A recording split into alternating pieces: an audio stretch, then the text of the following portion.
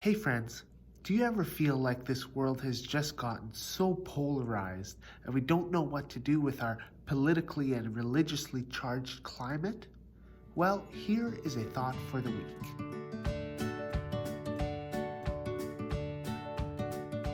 Last night I had the chance to visit the school where I studied, Canadian Mennonite University, to attend a CMU face-to-face event where they had a panel of speakers talking about polarization. Each panelist had the chance to share a few minutes about their own experience of polarization and what they've learned in their lifetime about what it means to move past us versus them. There was also a great chance for conversation and questions, and there were three main things that I took away from that panel discussion. Number one is that we are not in a new time. All throughout history, there have been times where things have become quite polarized. And what that reminds me of is that, okay, we are not the only ones who seem to be in this situation. There were other times in history where people just didn't seem to get along, and where it was so common to call out the other as being evil or wrong.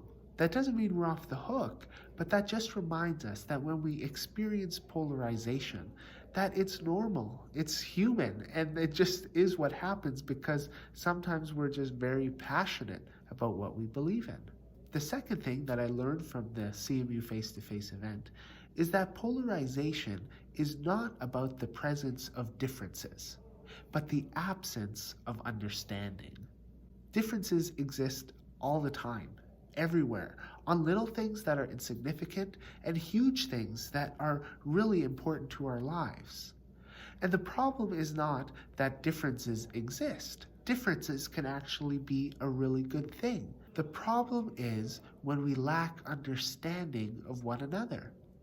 And the only way to gain understanding is to be in genuine relationship and to listen to one another. And not just to listen for the sake of responding. And that's to say that I would listen to you just to hear the things that I disagree with in order to respond with what I actually believe to be true.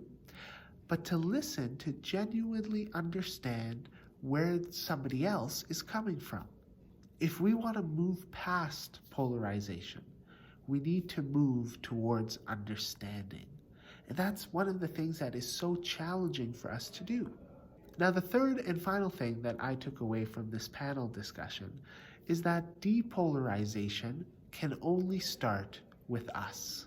It's so easy for us to gravitate towards those people who think like us and live life like us. But it's our choice whether or not we're willing to engage with people who are different. Why? For the sake of understanding and building bridges.